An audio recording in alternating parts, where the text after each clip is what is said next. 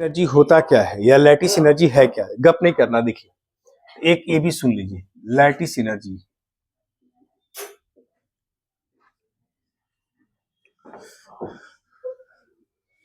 Chemical bonding में भी दिया रहता है। एनसीईआरटी में लैटिस एनर्जी थर्मो में दिया है, दिया हुआ था लैटिस एनर्जी। देखिए सुन लीजिए, लैटिस एनर्जी क्या है या लैटिस एनर्जी होता क्या है। देखिए, लैटिस एनर्जी कहा जाता है जब कोई एक मोल आयनिक कंपाउंड बनता है अपने गैसियस केटायन और एनायन से। ध्यान से सुनिएगा, इसलिए कि इसमें बहुत सारी चीज की जरूरत पड़ता है। IP, electron affinity, bond dissociation energy. जब लैटिस एनर्जी कहलाता है जब किसी भी कंपाउंड का one mole ionic compound, ionic compound का मतलब होता है कि जो एनायंस और केटायंस मिल करके बनता है, उस कंपाउंड को क्या कहते हैं? Ionic compound. क्या बोलते हैं? Ionic compound. यानी एनर्जी रिलीज्ड, देखिए energy released when one mole of ionic compound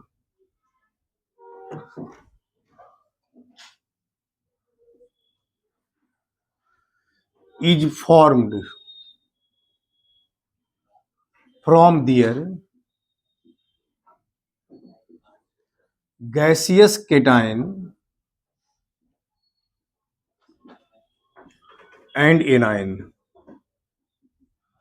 Energy released when one mole of ionic compound is formed from their gaseous cation or anion is called lattice energy.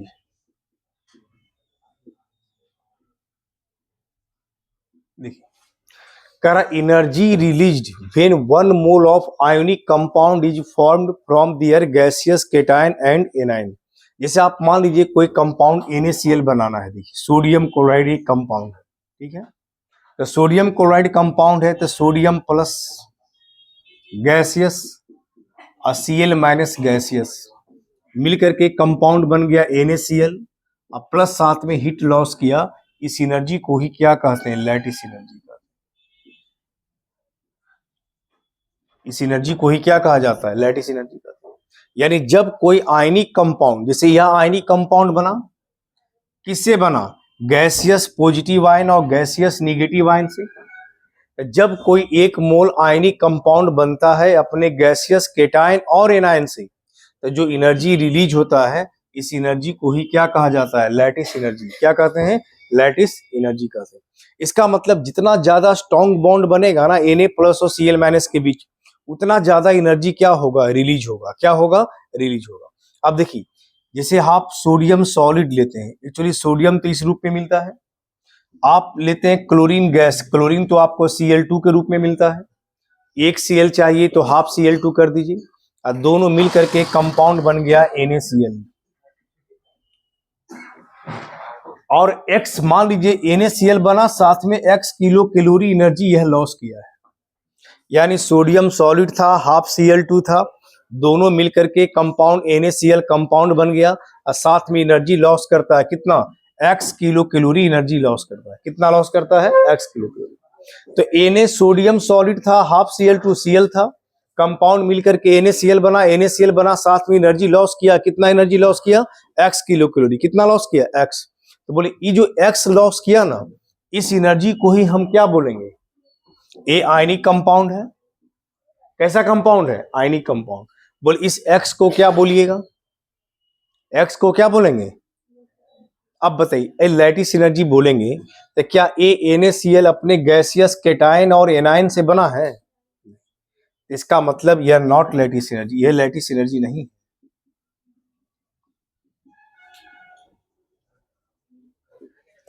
ये lattice energy नहीं कहलाएगा क्योंकि यह gaseous cation और anion से नहीं बना है। तो सबसे पहले हमको क्या करना होगा? हमको गैसियस केटायन बनाना होगा और गैसियस एनायन बनाना होगा, और तब जाकर के जो एनर्जी लॉस होगा उस एनर्जी को क्या बोलेंगे? Lattice energy. क्या बोलेंगे? लैटिस एनर्जी बोलेंगे। अब देखिए, जैसे सोडियम सॉलिड है, ध्यान से देखिए, ये सोडियम सॉलिड है, एक क्लोरीन गैस है Cl2। ध्यान से देखिए, हमको सोडियम सॉलिड से पहले सोडियम गैसियस बनाना होगा। क्योंकि सोडियम सॉलिड के रूप में पाया जाता है। सोडियम देखें आप लोग, सोडियम को किरासन तेल में डाल के रखा जाता है क्योंकि एयर से काफी रिएक्टिव होता है, रिएक्शन कर जाता है। तो आप यहाँ सोडियम सॉलिड था, तो सोडियम सॉलिड को सोडियम गैसियस बनाते हैं, इसे देखिए, ठीक है। तो सोडियम सॉलिड से गैस बनेगा, तो कैसे बनेगा? बोले एक गैस रिलीज होगा या गैस देना होगा, एनर्जी देना होगा या एनर्जी रिलीज होगा? किसी भी सॉलिड सब्सटेंस को गैसियस में कन्वर्ट करने के लिए हमको एनर्जी देना पड़ता है, और जो एनर्जी देना पड़ता है उसको हीट ऑफ सब्लिमेशन कहते हैं। क्या कहते हैं? Heat of sublimation. सब्लिमेशन किसको कहते हैं? अगर कोई सॉलिड सब्सटेंस को डायरेक्ट गैसियस में कन्वर्ट करते हैं तो जो हीट गेन करता है उसको हीट ऑफ सब्लिमेशन कहते हैं, उसी को ना कहते हैं आप। तो बोले हाँ, हीट ऑफ सब्लिमेशन देना पड़ेगा, तब जाके के सोडियम सॉलिड किस में बदलेगा? सोडियम गैस में बदलेगा। और फिर क्लोरीन गैस है, इसको हमको चाहिए Cl गैसियस। तो क्लोरीन में क्या है कि Cl के बीच में एक बॉन्ड बना हुआ है। अब आप खुद सोचिए, बॉन्ड को ब्रेक करेंगे तब ना Cl बनेगा। एक बॉन्ड टूटा तो कितना Cl मिलेगा? 2 Cl। हमको चाहिए कितना? 1 Cl, 1 मोल Cl। तो अगर हम हाफ मोल Cl2 को तोड़ेंगे तो 1 Cl बन जाएगा, 1 मोल Cl बन जाएगा। जैसे आपको हम चाहिए, मान ली 1 दर्जन Cl चाहिए, 1 दर्जन Cl। तो अगर हम 6 Cl2 को तोड़ दें, हाफ दर्जन, तो बोले 6 दूनी कितना हो जाएगा? 12, 1 दर्जन हो जाएगा। तो इसका मतलब हो गया कि हम क्या बताए कि अगर आप जो बॉन्ड को तोड़ने के लिए एनर्जी की जो जरूरत पड़ती है, उस एनर्जी को कहते हैं बॉन्ड डिसोसिएशन एनर्जी। क्या बोलते हैं? Bond dissociation energy. हमको एक बॉन्ड को ब्रेक करना है, तो एक बॉन्ड को तोड़ने के लिए जो एनर्जी चाहिए उसको बॉन्ड डिसोसिएशन एनर्जी चाहिए। एक मोल को कहना, हमको बॉन्ड एनर्जी का डिफिनीशन है कि एक बॉन्ड 1 मोल ब्रेक करना है, लेकिन हमको चाहिए यहां पर 1 मोल Cl चाहिए। तो अगर 2 मोल Cl मिलेगा तो इसके लिए जो बॉन्ड एनर्जी की जरूरत पड़ेगा उसको बॉन्ड डिसोसिएशन से D बोलेंगे। लेकिन हमको चाहिए 1 मोल Cl, तो 1 मोल Cl के लिए कितना तोड़ना होगा? Half mole. तो हमको एनर्जी की जरूरत पड़ेगा यहां पर हाफ डिसोसिएशन एनर्जी। क्या चाहिए? Half dissociation. हाफ डिसोसिएशन अगर टूटेगा तो 1 मोल क्या मिल जाएगा? Cl मिल जाएगा। यहां क्लियर है ना सबका? हम बोले कि एक बॉन्ड तोड़ेंगे, 1 मोल बॉन्ड तोड़ेंगे तो कितना Cl मिल जाएगा? 2 मोल। हमको हाफ मोल ना तोड़ना है, तो हाफ मोल तोड़ने के लिए जो एनर्जी की जरूरत पड़ेगा उसको हाफ डिसोसिएशन एनर्जी कहेंगे। तो यहां बन गया Na गैस, यहां क्या बन गया? Cl gas. अब चाहिए, आपको चाहिए क्या? Na plus. अब बताइए, सोडियम से सोडियम प्लस कैसे बनेगा? सोडियम से सोडियम प्लस कैसे बनाइएगा? बोली इस सेकंड बेंच से, हंसने से काम नहीं चलेगा। सोडियम से सोडियम प्लस कैसे बनेगा ये बताइए, आगे से बताइए। हाँ, रिमूविंग ऑफ 1 इलेक्ट्रॉन। तो कैसे रिमूव होगा? एनर्जी देना पड़ेगा, और जो एनर्जी देना पड़ेगा उस एनर्जी को क्या करते हैं?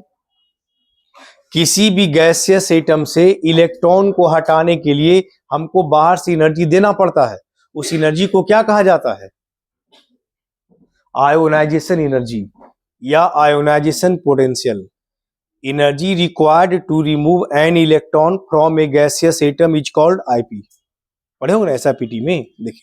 देखिए तो आप मान लीजिए यहां से इलेक्ट्रॉन निकालना है इसके लास्ट ऑर्बिट से, हमको एनर्जी देना होगा, उस एनर्जी को क्या बोलेंगे? आईपी। तब जाकर के क्या बन जाएगा? Na प्लस गैसियस अब बन गया। उसके बाद बताइए, Cl से अगर Cl माइनस बनाना है तब हम क्या करेंगे? इसमें इलेक्ट्रॉन देना होगा या इलेक्ट्रॉन निकालना होगा?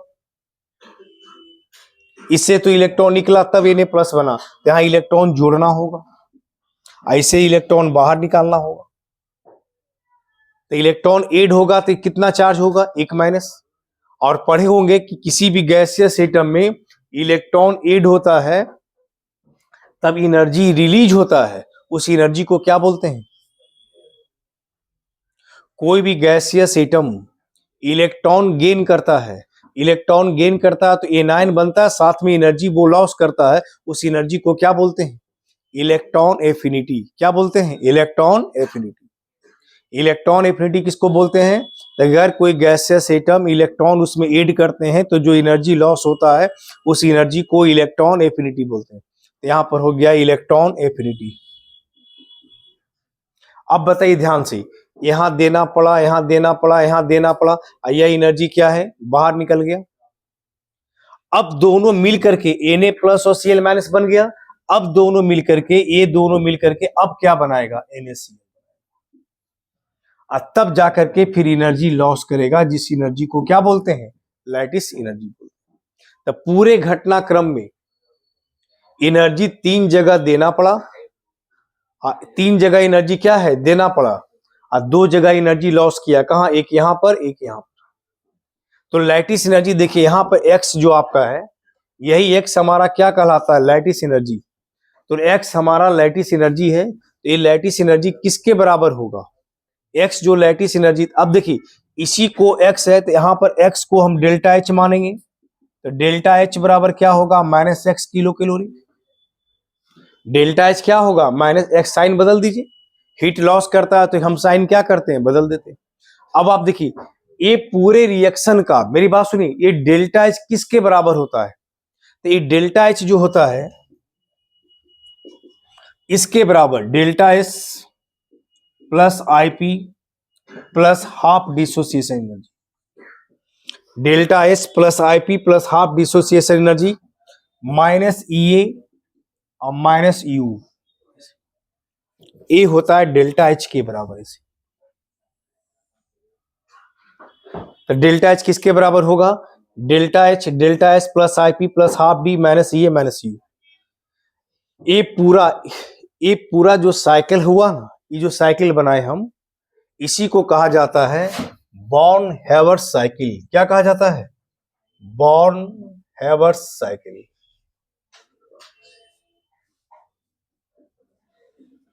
इसी को कहते हैं लैटिस एनर्जी। क्या कहते हैं? Lattice energy.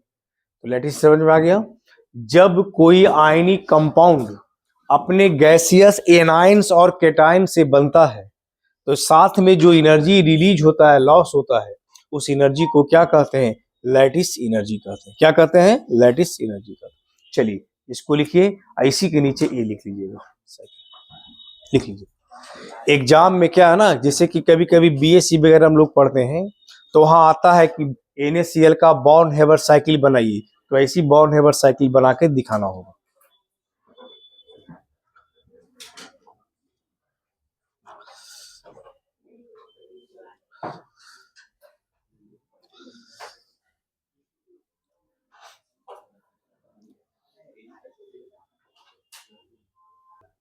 एक सेकंड तो हो गया, आप देखिए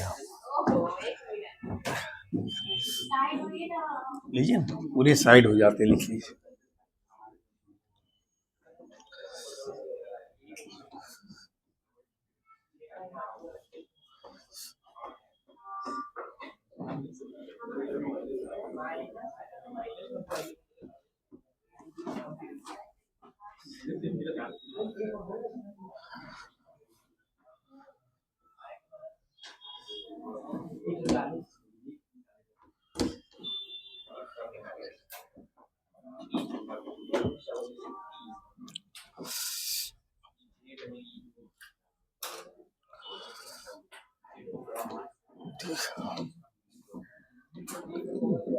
देखिए एनसीईआरटी में चैप्टर जो दिया है इक्विलिब्रियम का,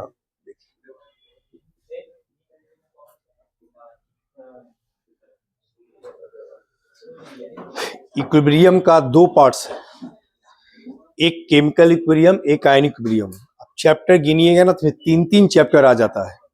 केमिकल, आयनिक, एक अलग से पढ़ना एसिड, बेस और साल्ट। एसिड, बेस, साल्ट के बाद ही आप पढ़ सकते हैं आयनिक इक्विलिब्रियम। उसका पूरा यूज है एसिड का, बेस का, साल्ट का।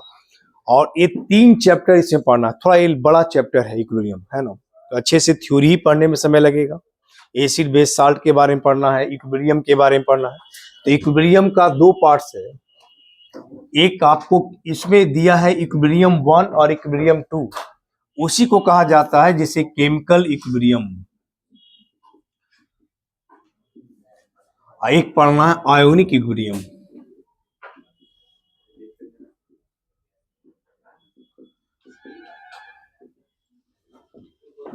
देखिए ये चैप्टर दोनों ठीक है, न्यूमेरिकल चैप्टर इसमें थोड़ा कम है, इससे ज्यादा क्वेश्चन इसमें बनता है।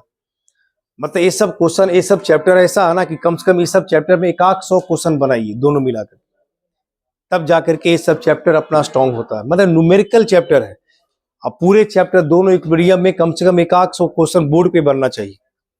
तो आप देखिए तब जाकर इक्विलिब्रियम का सारा क्वेश्चन, सारा चीज आप क्लियर समझ में ठीक से आए। इक्विलिब्रियम है क्या? तो इक्विलिब्रियम आपको पढ़ने के लिए सबसे पहले पढ़ना है रिवर्सेबल और इरेवर्सेबल रिएक्शंस। देखिए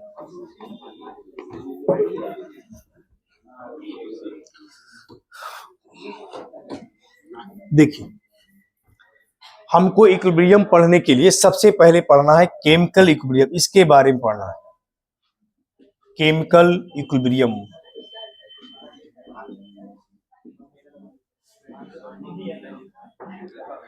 देखिए अब केमिकल इक्विलिब्रियम गप नहीं करना है। केमिकल इक्विलिब्रियम में हमको सबसे पहले पढ़ना रिएक्शन के बारे में, इरेवर्सेबल रिएक्शंस। दो टाइप का रिएक्शन पढ़ना है, इरेवर्सेबल रिएक्शंस, एक पढ़ना है रिवर्सेबल रिएक्शन। इरेवर्सेबल और क्या पढ़ना है? रिवर्सेबल रिएक्शन पढ़ना है। इरेवर्सेबल रिएक्शन कहा जाता है कोई भी वैसा रिएक्शन जो केवल एक डायरेक्शन से होता है, यानी जिसमें रिएक्टेंट आपस में रिएक्शन करके प्रोडक्ट बनाता है, लेकिन प्रोडक्ट आपस में रिएक्शन करके पुनः रिएक्टेंट नहीं बनाता है, वैसा रिएक्शन क्या कहलाता है? इरेवर्सेबल। यानी those reactions in which reactants react to give product but product do not react to give reactant, that is reaction occurs in only one direction are known as, क्या कहलाएगा? irreversible reaction। क्लियर है? यानी वैसा reaction जो केवल एक direction से होता है, रिएक्टेंट आपस में रिएक्शन करके प्रोडक्ट बनाता है, लेकिन प्रोडक्ट पुनः आपस में रिएक्शन करके रिएक्टेंट नहीं बनाता है, उस रिएक्शन को क्या बोलते हैं? इरेवर्सिबल। तो देखिए दोज रिएक्शंस, देखिए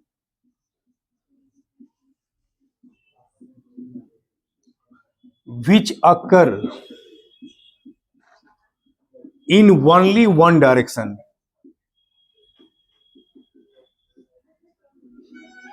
करा those reactions which occur in only one direction are known as one direction, that is reactants react to give, गप नहीं करनी है, that is reactants react to give products, that is reactants react to give products but products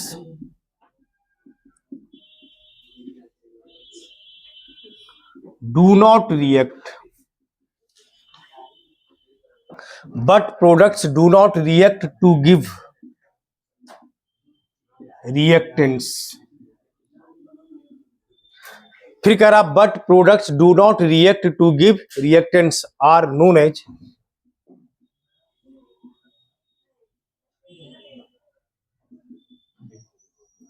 इरेवर्सिबल reactions.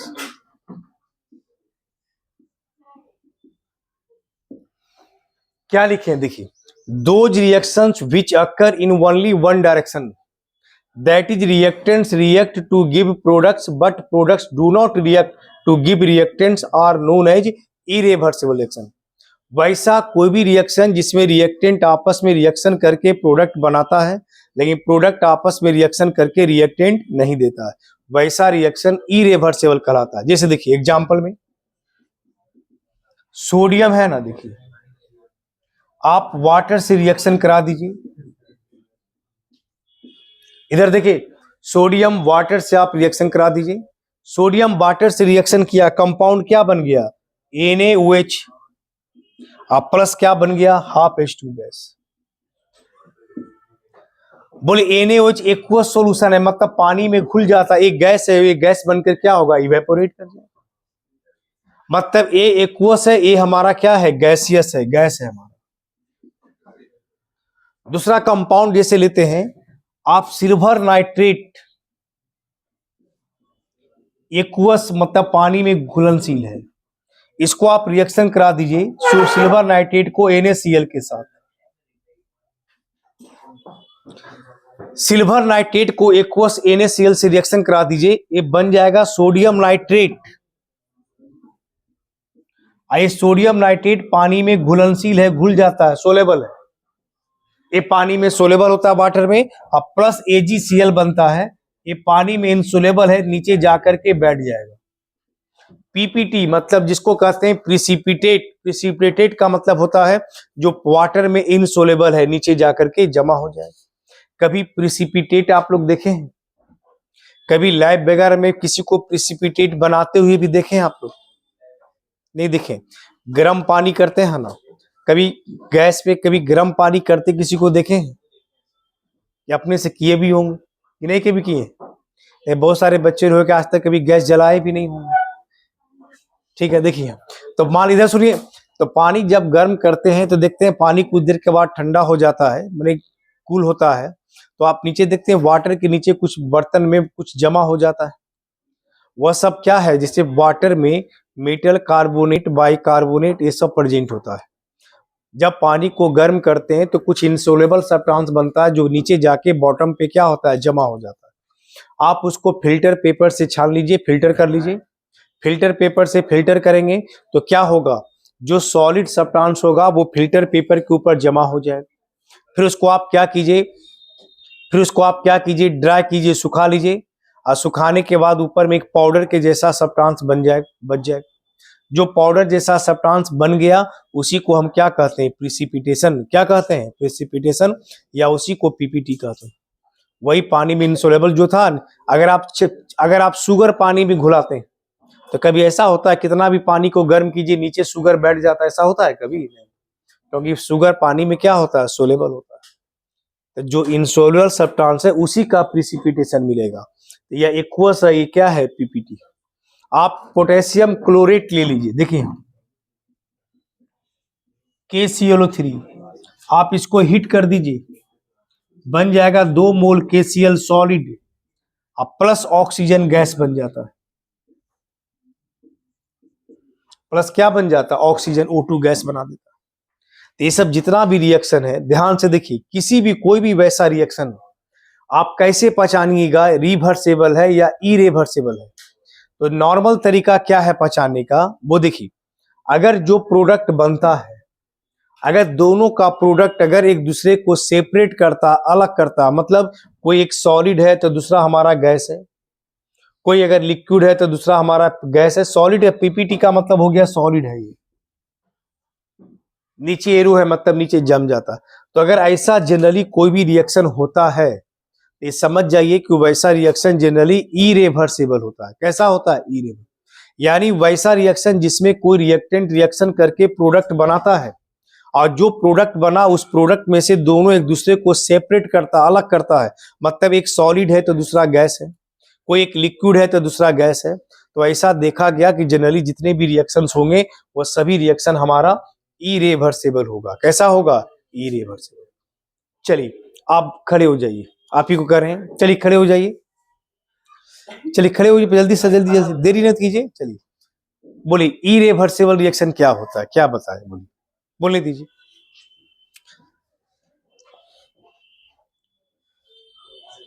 आप ये बताइए, यहाँ पैसा दिए हैं, एडिशन कराए हैं, माँ बाप मेहनत से कमाते होंगे, यहाँ दिए हैं किस लिए? यहाँ गप करने के लिए कि जो पढ़ाते हैं बोर्ड पर कुछ सुनने के लिए?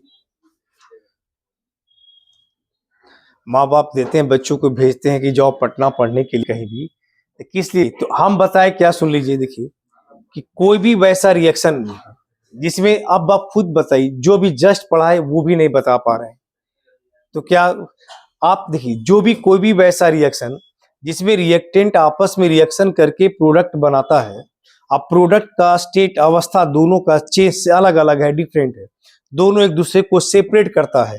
अगर एक लिक्विड है तो एक गैस है, दोनों का स्टेट बदल गया तो ऐसा रिएक्शन जनरली कैसा होगा? इरिवर्सिबल। कैसा होगा?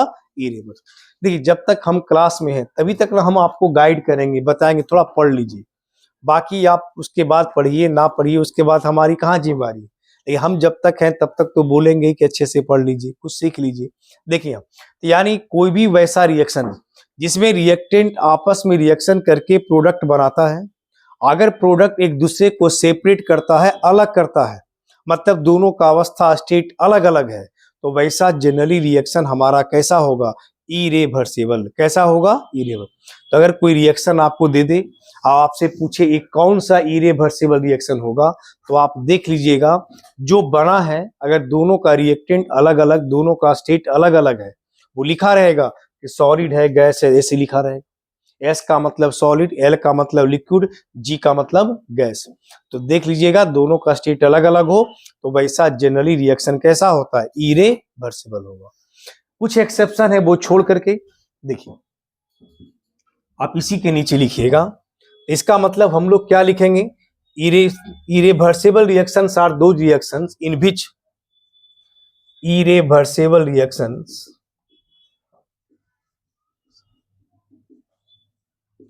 are those reactions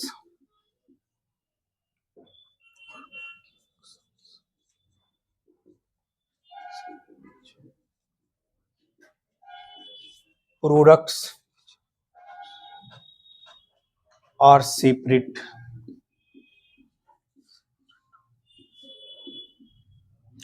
irreversible reactions are those reactions in which products are separate to each other।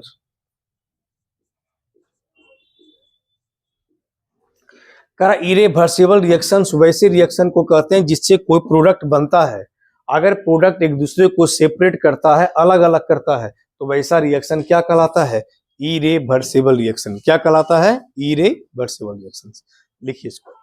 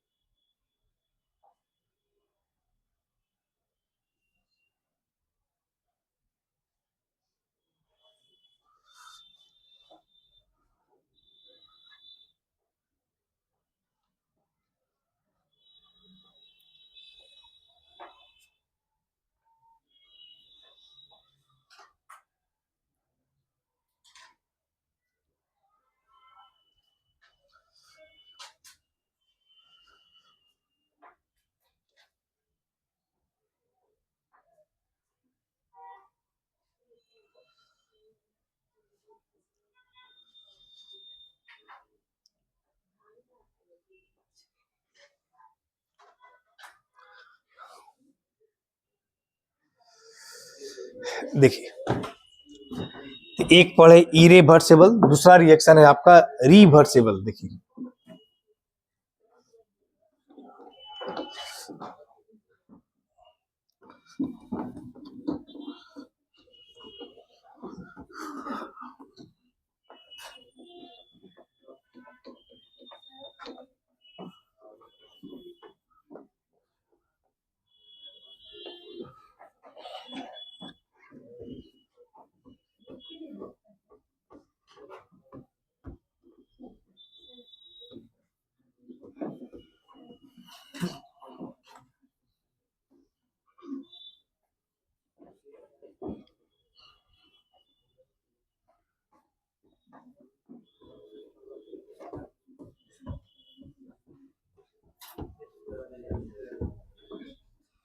देखिए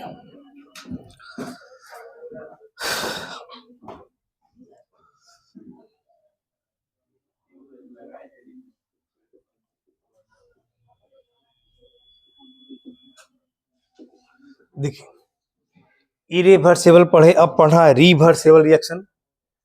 रिवर्सिबल रिएक्शन कहलाता है ना कोई भी वैसा रिएक्शन जिसमें रिएक्टेंट आपस में रिएक्शन करके प्रोडक्ट बनाता है, लेकिन प्रोडक्ट भी आपस में रिएक्शन करके रिएक्टेंट बना देता है।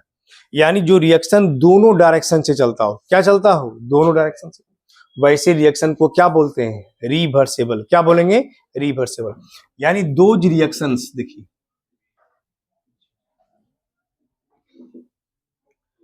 in which reactants react to give product,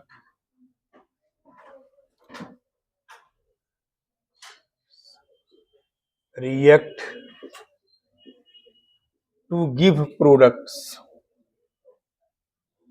those reactions in which reactants react to give products and products also react to give reactant. करा those reactions in which reactants react to give products and products also react to give reactants, that is reaction occurs in both directions. That is reaction occurs in both directions. यानी reaction occurs होता है दोनों direction में होता है, ऐसे याद रखिए। आर नोन एज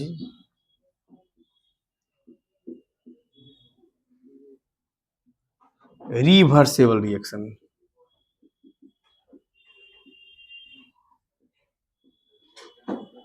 ऐसे रिएक्शन को क्या बोलेंगे, रिवर्सेबल रिएक्शन। इसमें क्या है ना कि जैसे देखिए, जैसे जो प्रोडक्ट बना, अगर प्रोडक्ट देखिएगा, अगर दोनों का प्रोडक्ट अगर एक स्टेट में आ जाता है, जैसे आप लिखते हैं ना अमोनिया, एग्जाम्पल में देखिए, अमोनिया जब डिकम्पोज करता है तो टूट जाता है किसमें, nitrogen gas plus hydrogen gas. बोले दोनों का फेज सेम हो गया ना, देखिए गैसेस हो गया। आप जैसे लिखते हैं ना PCl5 फास्फोरस पेंटाक्लोराइड गैस, अब बोले PCl5 गैस ए भी टूट करके बनेगा PCl3 गैस, अब प्लस क्या बनेगा, Cl2 गैस। तो PCl5 गैस क्या बन गया, फास्फोरस पेंटाक्लोराइड PCl5, ए डिकम्पोज करके PCl3 बना, प्लस क्या बना, Cl2 गैस में। आप जैसे लिखते हैं ना HI, ए भी डिकम्पोज करेगा तो H2 गैस बनेगा प्लस I2 गैस बनेगी, H2 gas plus I2 gas ऐसे बनेगा। आप जैसे कंपाउंड लेते हैं, एक एक्सेप्शन केस है, कैल्शियम कार्बोनेट सॉलिड है,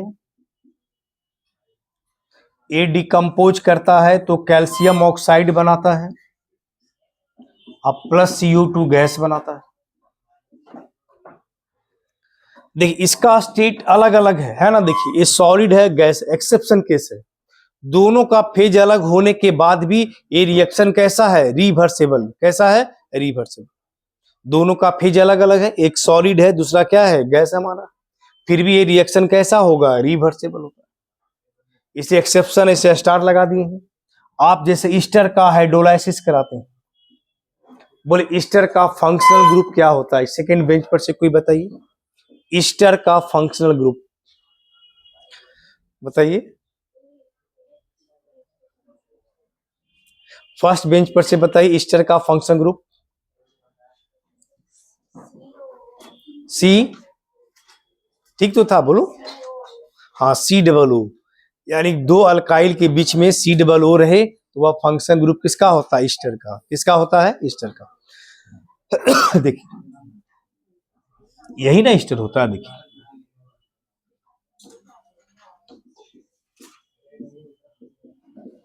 COO ईस्टर हो गया, दोनों तरफ अल्काइल ग्रुप लगा हुआ। इसको हाइड्रोलाइसिस करा दीजिए,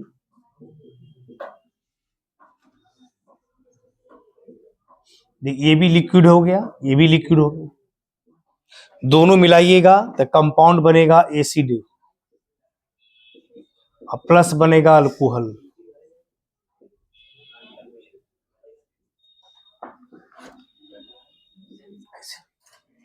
तो बोल ईस्टर का हाइड्रोलाइसिस कराइएगा तो एसिड प्लस अल्कोहल बनेगा। दोनों लिक्विड बन गया।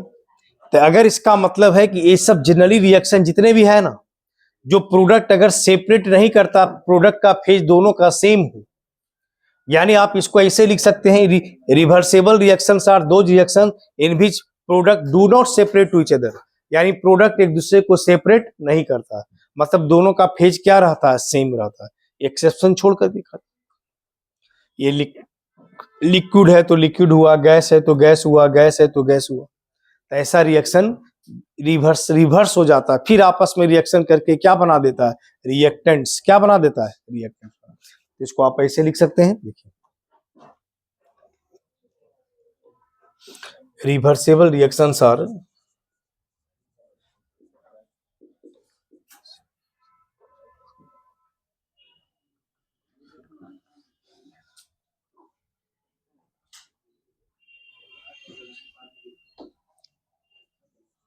Do not separate to each other, जिसमें प्रोडक्ट एक दूसरे को सेपरेट नहीं करता है। लिखिए इसको।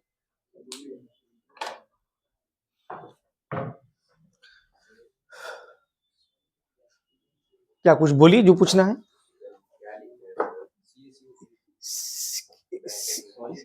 S solid, calcium carbonate solid होता है।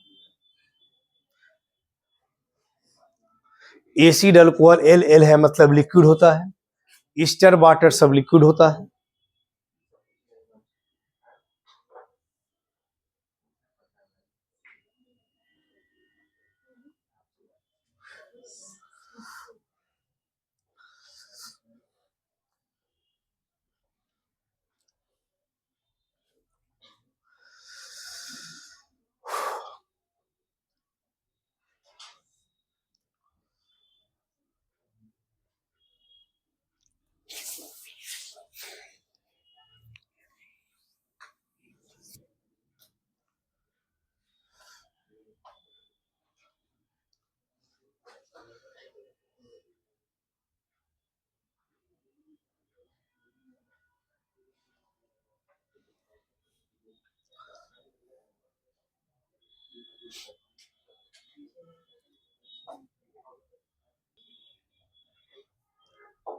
देखिए वो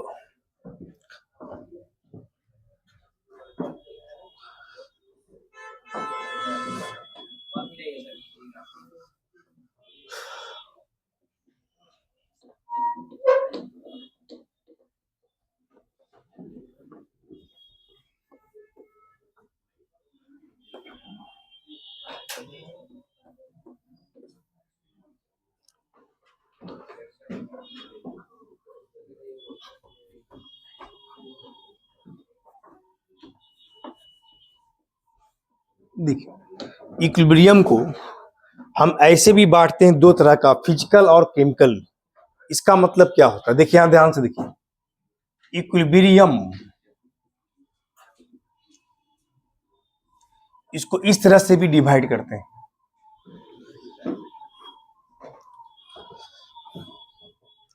फिजिकल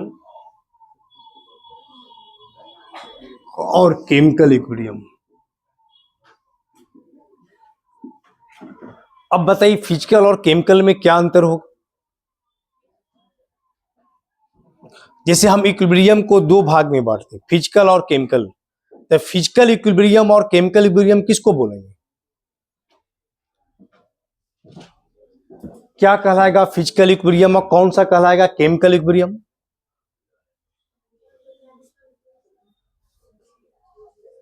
हाँ देखिए, सोचिए, ठीक है, वो देखिए जिसमें केमिकल चेंज हो जाता हो, मतलब जिसमें प्रोडक्ट अलग बन जाता हो, और जिसमें केवल स्टेट बदलता हो।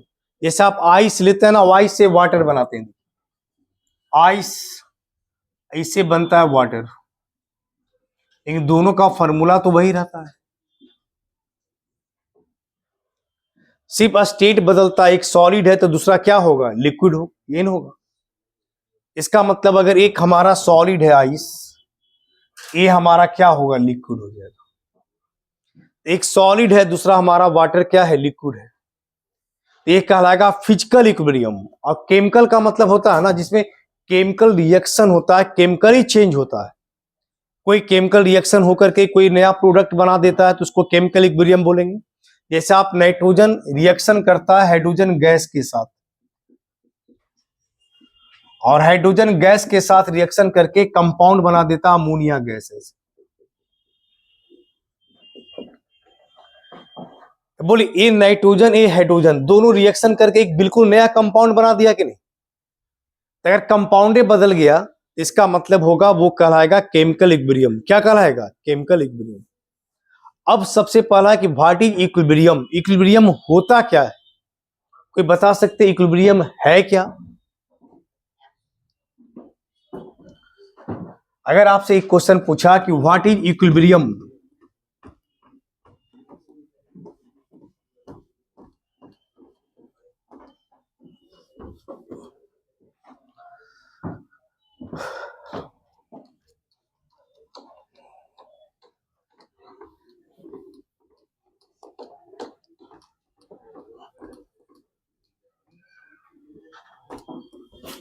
देखिए अगर आपसे यही क्वेश्चन पूछा कि इक्विलिब्रियम होता क्या है इक्विलिब्रियम, क्या कहेंगे? जैसे आप देखिए कोई दो रिएक्टेंट है ए और बी, ठीक है, ये दोनों आपस में रिएक्शन करके बनता है सी और डी। ऐसे देखिए दो रिएक्शन है ए और बी और दोनों आपस में रिएक्शन करके प्रोडक्ट क्या बनाता है? सी और डी। अब बताइए सी और डी बना, ए एरो दोनों तरफ दिया हुआ है, इसका मतलब क्या हुआ? एरो दोनों साइड है, इसका मतलब क्या होता है? रिवर्सेबल होगा। रिवर्सेबल का मतलब ए और बी मिलकर के सी और डी बनता है, और सी और डी मिलकर के भी क्या बनता है? ए और बी बनता है। तो अगर जितना ए और बी मिलकर के सी और डी बन रही उतना ही सी और डी उसी समय मिलकर के क्या बनता है? ए और बी बन जाता है। तब मतलब दोनों तरफ का रेट ऑफ रिएक्शन इक्वल है, यानी रेट ऑफ फॉरवर्ड रिएक्शन बराबर है रेट ऑफ बैकवर्ड का, रिवर्स रिएक्शन का। इफ यदि रेट ऑफ फॉरवर्ड रिएक्शन बराबर हो जाए रेट ऑफ बैकवर्ड रिएक्शन, जितना रिएक्टेंट आपस में रिएक्शन करके प्रोडक्ट बनाता है उतना ही प्रोडक्ट फिर आपस में रिएक्शन करके रिएक्टेंट बना दे, तो वैसा रिएक्शन हमारा रिवर्सेबल रिएक्शन कहलाएगा। क्या कहलाएगा? रिवर्सेबल। क्लियर हुआ? रिवर्सेबल तो होगा ही, लेकिन उस कंडीशन को हम कहेंगे इक्विलिब्रियम। क्या बोलेंगे? इक्विलिब्रियम। रिएक्शन दोनों डायरेक्शन से होता है तो रिवर्सेबल हो गया, लेकिन जितना अगर दोनों का रेट बराबर हो जाए रिएक्टेंट से प्रोडक्ट बनने का और प्रोडक्ट से रिएक्टेंट बनने का, तो उस कंडीशन को कहा जाता है इक्विलिब्रियम। क्या कहा जाता है? इक्विलिब्रियम। रेट फॉरवर्ड बराबर रेट ऑफ बैकवर्ड, मतलब reaction occurs at equilibrium. Reaction occurs at equilibrium मतलब जब दोनों तरफ का रेट इक्वल हो जाए, बराबर हो जाए, उस कंडीशन को क्या बोलेंगे? इक्विलिब्रियम। क्या बोलेंगे? इक्विलिब्रियम। अब आप खुद सोचिए जब रिएक्शन इक्विलिब्रियम पे आएगा तो इक्विलिब्रियम पे कभी भी किसी का भी अमाउंट में कोई चेंजिंग आएगा समय के साथ साथ? बिल्कुल नहीं आएगा। क्यों? क्योंकि जितना ए और बी मिलकर सी और डी बनेगा उसी समय सी और डी मिलकर के क्या बन जाएगा? ए और बी। इसका मतलब आप 1 मिनट 2 मिनट 10 मिनट बाद कुछ भी देखिएगा तो हमेशा ए और बी और सी और डी सबका अमाउंट हमेशा क्या रहेगा? सेम रहेगा, कोई चेंजिंग ही नहीं आएगा। जैसे आइस से वाटर बन रहा है, वाटर से फिर आइस बन रहा है, तो कभी भी आइस से वाटर, वाटर से आइस, दोनों तरफ से रिएक्शन हो रहा है। तो अगर रिएक्शन हो रहा है दोनों तरफ से तो, लेकिन फिर भी जब हर समय आइएगा तो मिलेगा कि आइस जितना है उतना ही नजर आएगा, जबकि आइस से वाटर बन रहा है। लेकिन जैसे आइस से वाटर बन रहा है पुनः वाटर से आइस बन रहा है। इसका मतलब किसी का अमाउंट में कोई चेंजिंग नहीं है।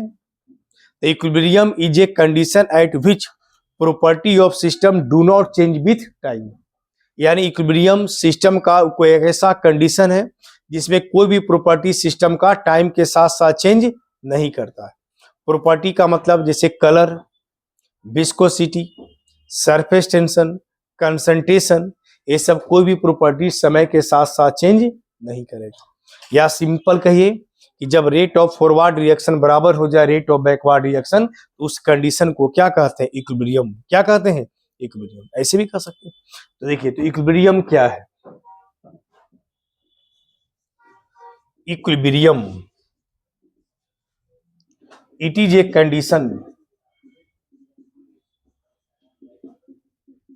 Eight which property of system,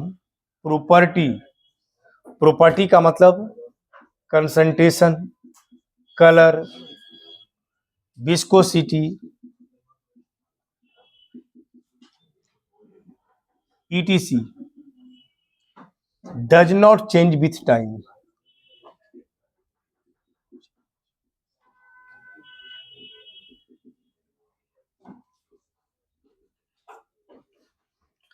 तो वही लिखे हैं, it is a condition at which property का मतलब concentration, colour, viscosity does not change with time, ये टाइम के साथ साथ ये सब चेंज नहीं करता है। उस कंडीशन को ही क्या कहा जाता है? इक्विलिब्रियम। क्या कहा जाता है? Equilibrium. Equilibrium is a condition at which property of system do not change with time, that is rate of forward reaction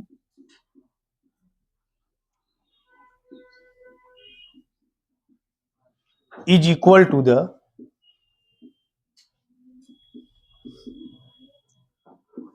rate of backward reaction. तो आप लिख सकते हैं that is rate of forward reaction is equal to the rate of backward reaction, यानी forward का reaction का rate बराबर होगा किसका? Backward reaction. उस कंडीशन को क्या बोलते हैं? इक्विलिब्रियम। अब मेरी बात सुनिए, जैसे ए से बी बना, यहां ध्यान से देखिए, ए प्लस बी, इससे बना सी और डी, ठीक है। तो रेट ऑफ फॉरवर्ड, जैसे ए मेन रिएक्शन था, तो rate of forward reaction directly proportional होता है। सुन लीजिए, रेट ऑफ फॉरवर्ड रिएक्शन जो होगा वह डायरेक्टली प्रोपोर्शनल होता है रिएक्टेंट के कंसंट्रेशन का। तो रिएक्टेंट का कंसंट्रेशन क्या है? ए का कंसंट्रेशन और बी का कंसंट्रेशन। ऐसे ये डायरेक्टली प्रोपोर्शनल हटाइएगा तो एक कांस्टेंट लिखिएगा केएफ, इसको बोलते हैं rate constant of forward reaction. क्या बोलते हैं? Rate constant of forward reaction. उसके बाद होगा ए का कंसंट्रेशन और बी का कंसंट्रेशन। ऐसे अब इसी रिएक्शन को रिवर्स कर दीजिए, rate of backward reaction, reverse reaction. जब बैकवर्ड रिएक्शन लीजिएगा तो अब ये दोनों रिएक्टेंट हो जाएगा, ये दोनों क्या हो जाएगा? प्रोडक्ट हो जाएगा। तो रेट ऑफ बैकवर्ड रिएक्शन फिर रिएक्टेंट का डायरेक्टली प्रोपोर्शनल सी का, और किसका होगा? डी का। फिर डायरेक्टली हटाइएगा तो कांस्टेंट दे दीजिएगा के बी, सी का कंसंट्रेशन और डी का कंसंट्रेशन। के बी कहलाएगा rate constant of backward reaction और केएफ कहलाएगा rate constant of forward reaction. यानी केएफ क्या है? देखिए, ये हो गया rate constant of forward reaction, और ए के बी क्या होगा?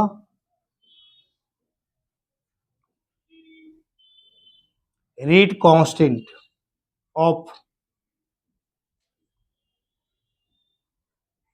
Backward reaction. केएफ होगा rate constant of forward reaction और केबी होगा rate constant of backward reaction. और जब रिएक्शन इक्विलिब्रियम पे आएगा, जब रिएक्शन किस कंडीशन पे आएगा? इक्विलिब्रियम पे, तो बोलिए दोनों तरफ का रेट क्या होगा? इक्वल, बराबर होगा। देखिए, आप इसको लिखेंगे, फिर इसके बाद इसको लिखेंगे, लास्ट में यहां पर ऐसे लिखेंगे। तो जब रिएक्शन इक्विलिब्रियम पे आएगा, इसी के नीचे लिखेंगे, देखिए, तो जब रिएक्शन इक्विलिब्रियम पे आएगा तब दोनों तरफ का रेट बराबर होगा। रेट ऑफ फॉरवर्ड रिएक्शन बराबर होना चाहिए रेट ऑफ बैकवर्ड, होना चाहिए कि नहीं?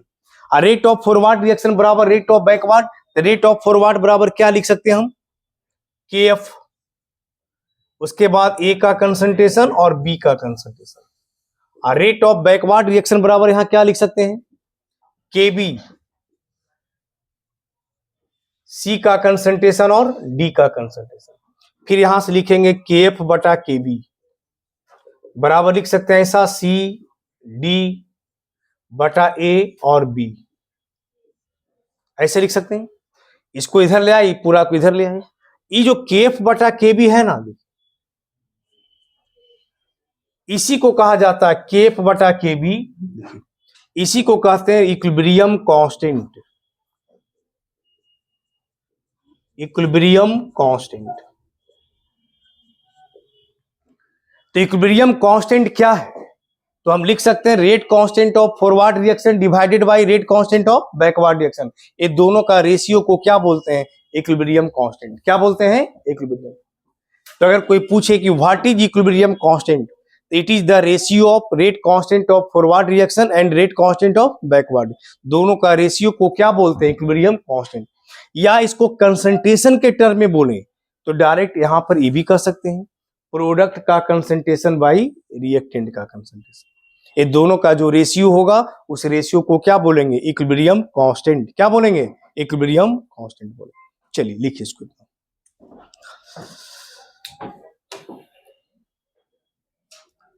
लिखिए, लिखिए लिखिए। तबीयत नहीं ठीक है?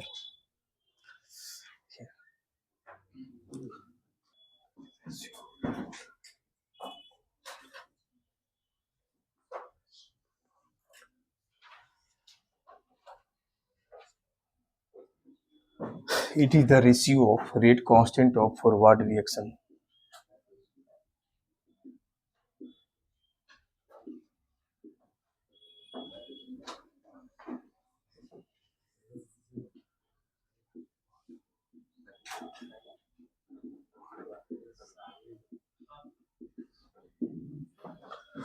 वही लिखिए, it is the ratio of rate constant of forward reaction and rate constant of backward. ये दोनों का जो रेशियो आएगा, इस रेशियो को ही हम क्या कहते हैं? Equilibrium constant. क्या बोलते हैं? Equilibrium constant. देखिए, इफ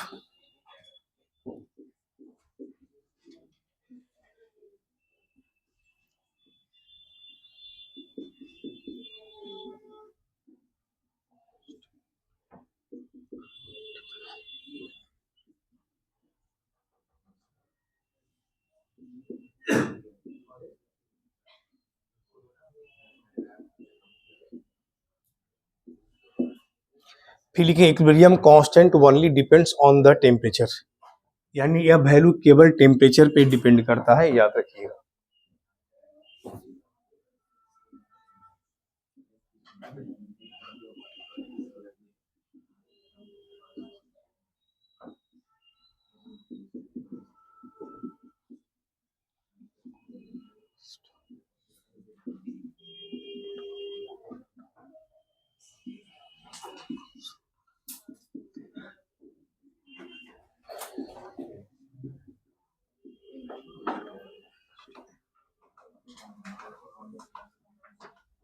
देखिए,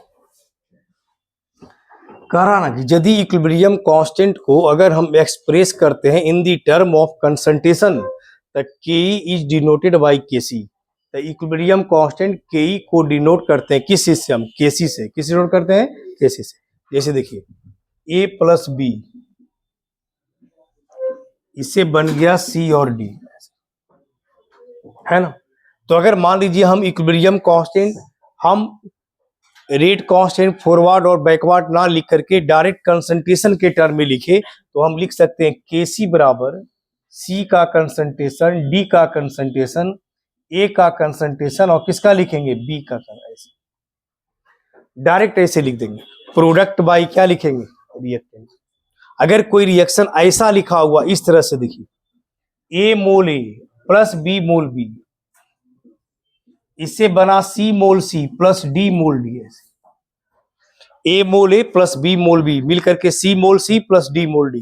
तो इसका केसी लिखना होगा, तो ऐसे लिखिएगा, केसी बराबर सी का कंसंट्रेशन पे पावर सी, डी का कंसंट्रेशन पे पावर डी, ए का कंसंट्रेशन पे पावर ए, अब बी का कंसंट्रेशन पे पावर क्या होगा? इसको क्या लिखते हैं? केसी। क्या लिखते हैं? केसी। प्रोडक्ट का कंसंट्रेशन डिवाइडेड बाय रिएक्टेंट का। और जो कोएफिशिएंट होता है वो पावर के रूप में क्या करते हैं, रेज कर देते हैं, चढ़ा देते हैं, उसको क्या कहते हैं, केसी का। अगर मान लीजिए इक्विलिब्रियम कांस्टेंट को अगर आप प्रेशर के टर्म में लिखते हैं, किसके टर्म में, प्रेशर के टर्म में, इफ इक्विलिब्रियम कांस्टेंट, देखिए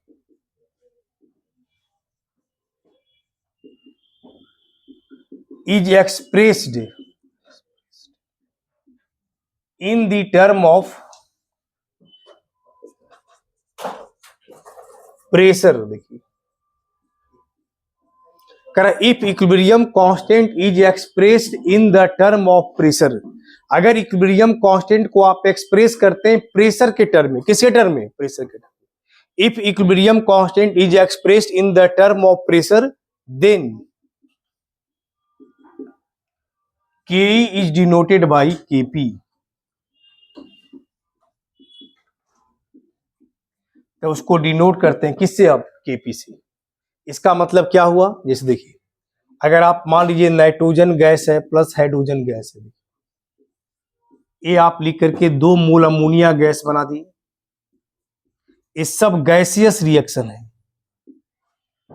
अगर केसी लिखना होता तो क्या लिखते आप इसको, केसी बराबर अमोनिया का कंसंट्रेशन पावर 2, जो कोएफिशिएंट है वो पावर दे दीजिए, नाइट्रोजन का कंसंट्रेशन पावर 1 और हाइड्रोजन का कंसंट्रेशन पावर कितना हो जाएगा, 3।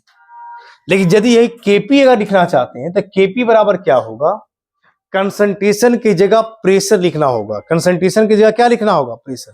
इसका अपना प्रेशर अमोनिया का प्रेशर, जिसको पार्शियल प्रेशर कहते हैं, पार्शियल प्रेशर ऑफ नाइट्रोजन और पार्शियल प्रेशर ऑफ हाइड्रोजन। केसी की जगह क्या हो जाएगा, केपी हो जाएगा। कंसंट्रेशन से लिखेंगे तो केसी, आप प्रेशर लिखेंगे तो क्या बोलेंगे, केपी। क्या लिखेंगे, केपी। लिखिए इसको,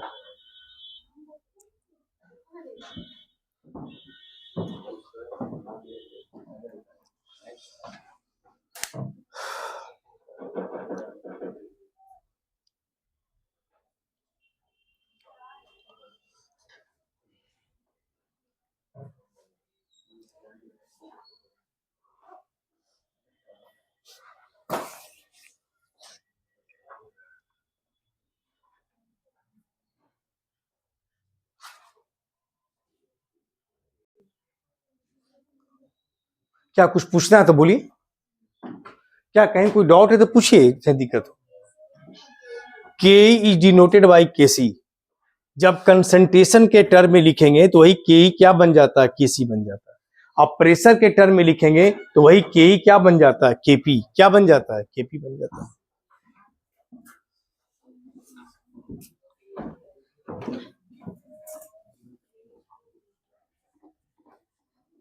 देखिए रुक जाइए, ठीक है, लिखिए, इतना ही मिटाएंगे।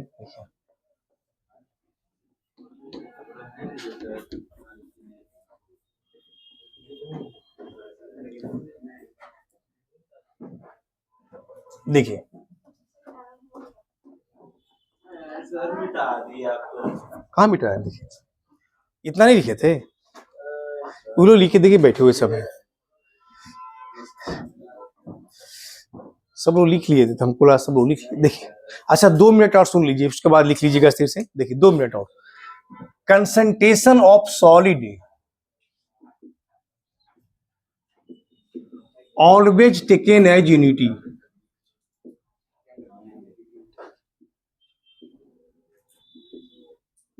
किसी भी रिएक्टेंट अगर कोई सॉलिड होता है ना तो उसका सॉलिड का कंसंट्रेशन हमेशा 1 लेते हैं। क्या लेते हैं, 1। आप लोग क्या कर रहे हैं, इधर देखिए, कोई भी सॉलिड का कंसंट्रेशन हमेशा 1 लिया जाता है। किसी भी सॉलिड का कंसंट्रेशन क्या लेते हैं आप, 1।